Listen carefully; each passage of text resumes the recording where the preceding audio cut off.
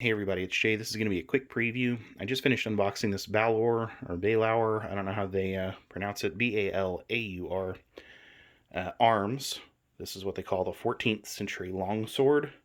So that makes it a two-hander or a hand and a half, depending on what you want to call it, really. Intended to be used with two hands. Scholagrim recently recommended this sword. Not really recommended, I guess suggested looking into because he had no hands-on experience with it, as kind of a budget priced medieval longsword. And one of the things he noticed is it looked kind of like it is an Indian production, that it was basically an Indian company trying to not really copy, I guess maybe try to be the Albion of India. I think he was kind of basing it on the way that the sword looked overall, the stamp, which is very similar to Albion stamp, and the grip here, the hilt. It is very nicely, very tightly fitted. I don't see really much of any glue spillover, which happens on some cheap Indian reproductions and even some Asian ones. Really tightly wrapped. It feels very secure. This leather wrap here, and of course it's molded tightly over the wood core with these nice little ridges in it to give you a little extra grip. Cosmetically, everything looks great to me. It feels really nice in the hand. It is 2 pounds 10 ounces, has an overall 35 and 3/4 inch blade made of 5160 high carbon steel. Nice diamond cross section here.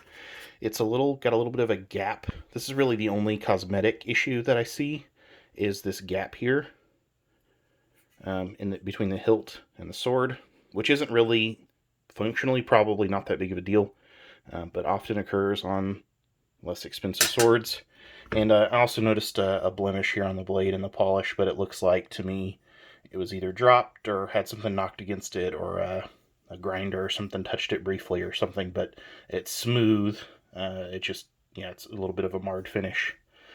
So this sword cost me $199. I ordered it 3 days ago. It includes a scabbard here, pretty nice wood core scabbard actually, with the metal cheap. So it feels really nice. Sword fits in it really snug. So yeah, first impressions, I'm very impressed with this for 199 bucks. Keep in mind that because it's Indian, it ships completely unpolished. So, unsharpened, not unpolished, unsharpened. So that edge is totally dull, rounded. Of course, you can pay with Cult of Athena, which is where I got this. You can pay them to sharpen it for you for, I think, around 25 bucks. Usually their sharpening services are pretty decent. The sword will definitely be cutting sharp. You may want to work on the edge geometry if you're picky like me. I'd opted not to get the sharpened model because I'll put my own edge on it with the work sharp. So yeah, just a little hands-on preview. I'll be doing a full review of this at some point in the future on the main channel over at Nishiko OBA, also just called Nishiko.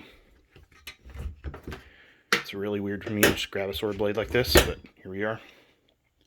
Yeah, I think first impressions are very good. I think we might end up having a winner here for $199, but we'll see.